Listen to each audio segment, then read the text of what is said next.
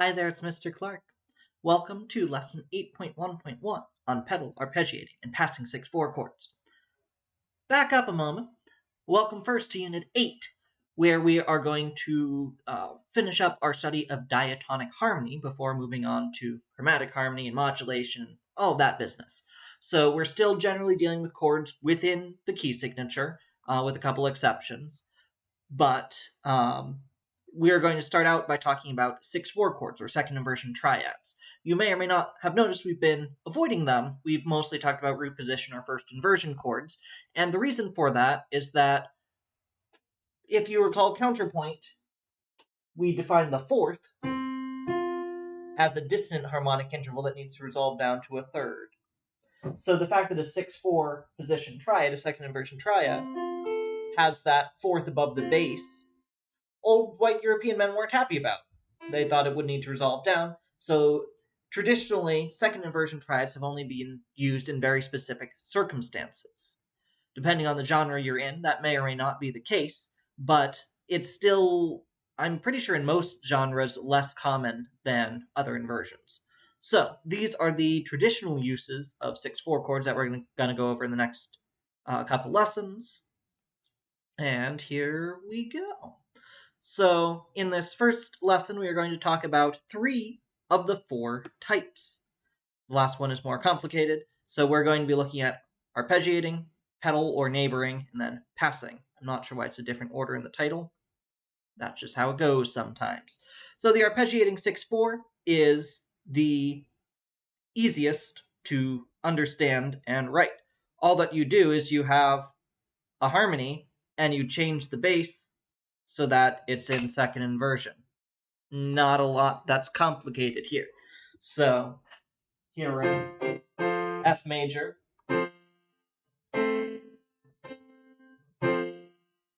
So root position, first inversion, second inversion.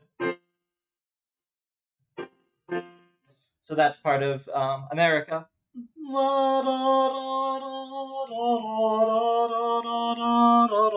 And you have an arpeggiating 6/4 in this harmonization. But really all this is just an extension of 1. That's really all that's going on here. It's all tonic expansion. The next example is pedal or neighboring 6/4, which is another way to expand a root position triad. It's most common to go 1, 4, 6, 4, 1, which is a tonic expansion, but you can also do it with other chords. Here you've done it with a dominant, 5, 1, 6, 4, 5, which is a dominant expansion. And the way that you write it is you start with a root position triad. So here we're in B flat. Now here, you keep the bass and the voice that's doubling the bass the same. And the other 2 voices, you move up by step and then back. You make them both neighbor tones.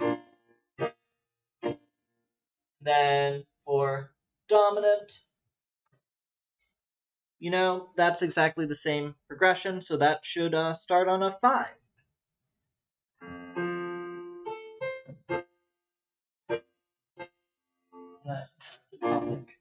So yeah, gotta fix that.